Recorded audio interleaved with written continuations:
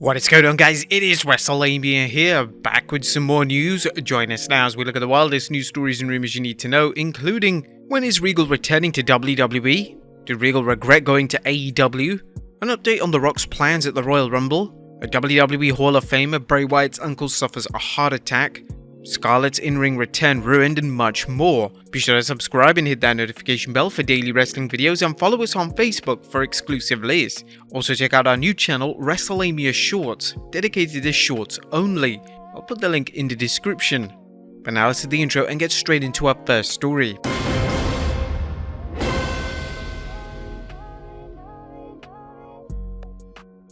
Now, first story looks at more Regal rumors. Atop of today's use of various rumors concerning William Regal and his apparent WWE return, along with some reasons why he may have opted out of staying in All Elite Wrestling. First, let's look at when his return is going to be to WWE. PWInsider.com is reporting that Regal is putting the finishing touches on his WWE deal and is expected back in early 2023.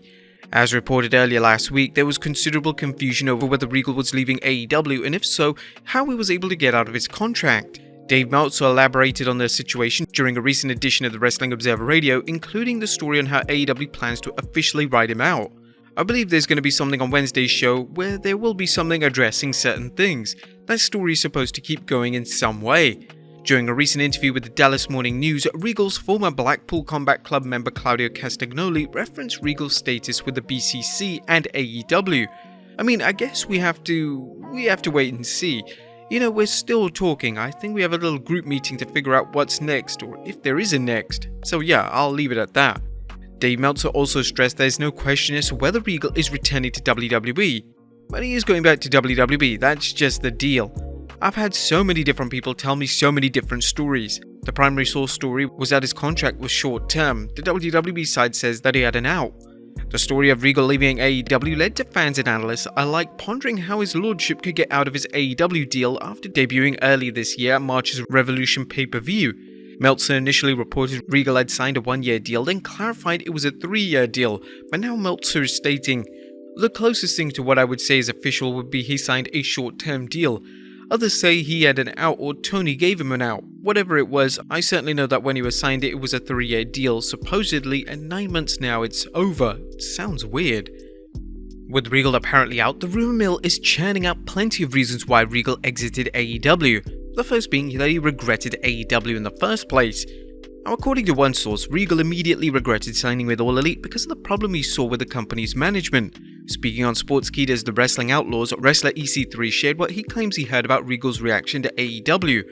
When he went over to AEW, the word was that he said, "I immediately regret this decision. There's very much a maturity issue here with management." While we can't vouch for the veracity of EC3's story, it's not the first time AEW management has been criticized, nor is it the first time any wrestling promotion's management has been called out. Has there been a lack of respect for Regal? EC3's story isn't the only rumor about Regal fans are hearing. Recently, Justin LaBar from Busted Open Radio tweeted, "So what I'm picking up is Regal done with AEW, back to WWE soon. Close with Triple H, but also his wisdom and coaching not appreciated, received the way you would think by some in AEW locker room who feel they have 6-figure multi-year deals and Regal's advice is behind times or beneath." One of the criticisms leveled at AEW is that it has no developmental program.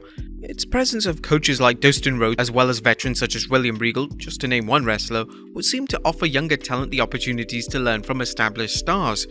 One wrestler who disputed the LaBar story was Brian Pillman Jr., who tweeted, "That's not entirely true. There are several of us, myself included, who spent multiple hours before TV working with Regal and learning from him. Should there have been more? Maybe, but he and Danielson always had a solid audience around the ring before TV." LaBar pointed out that some said, with Pillman replying that he didn't want it to sound like there was no wrestlers capitalizing on Regal's wisdom. "I know you said some, I just didn't want the narrative to be that he was just standing there preaching to the air. Some days there would be 10 guys out there just soaking it in. Some days it would just be me and Wheeler and Lee. I didn't mind when his attention wasn't spread as thin." One veteran who appreciated Regal's time in AEW was Claudio Castagnoli, who told the Dallas Morning News, "I never stopped learning from him. He's the reason I got into WWE in the first place back in 2011, and he was one of the reasons why I really, felt at home when I got to AEW, because he was there. And I always learned from him. Just the fact to be around him as much as I've been in the last couple of months in AEW, and to be around him not just in the back, but also in front of the camera, it's been emotional."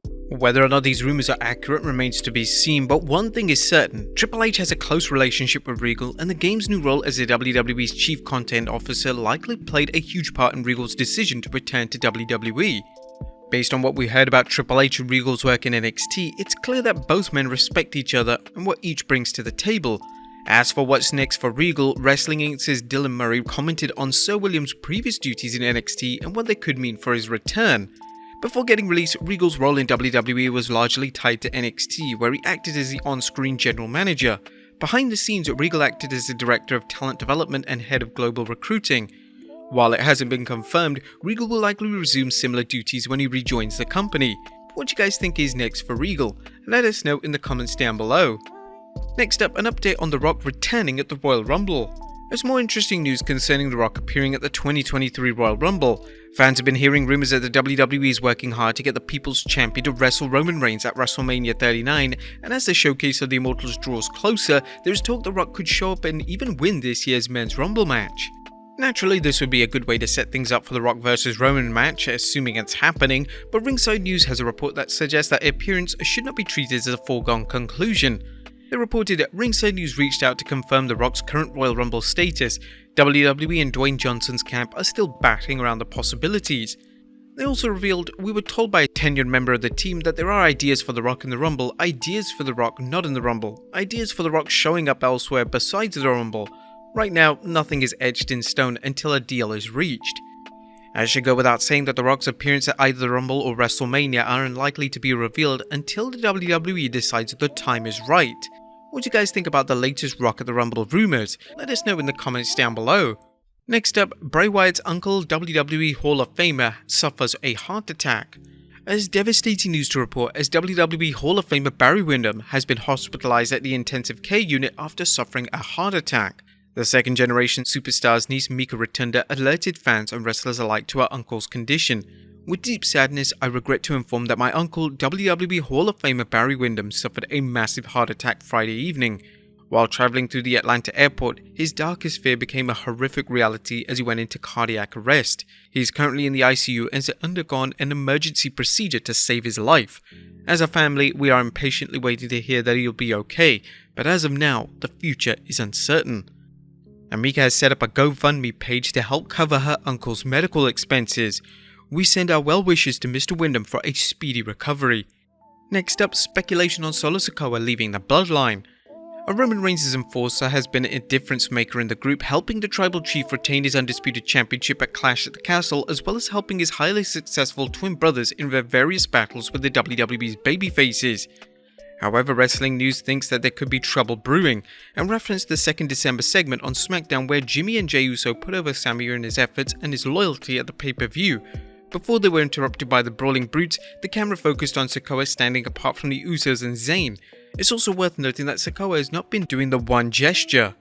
Sikoa has been portrayed as a ruthless and dominant wrestler, and with some industry observers suggesting he could be the wrestler to eventually dethrone Roman Reigns. And finally, Scarlett's in-ring return ruined? And last but not least, what happened to Scarlett's in-ring return? While Scarlett is best known to the WWE Universe for her role as Karrion Kross's manager, her fans know she can also compete in the ring. Indeed, she wrestled in several promotions before coming to the WWE, including Impact Wrestling and AAA. Fightful Select reports that Scarlett was booked to compete in a dark match on the 2nd December episode of SmackDown. According to Wrestle Talk's Amanda Savage, an internal listing stated that the team of Scarlett, Karrion Kross and Damian Priest would take on Matt Riddle, Braun Strowman and Liv Morgan. The match ended up being Legado del Fantasma, Joaquin Wilde, Cruz del Toro and Zelina Vega teaming up with Damian Priest to take on Madcap Moss, Riddle, Strowman and Morgan. Now, as you know, we actually put up the full match on this channel, so be sure to check that one out.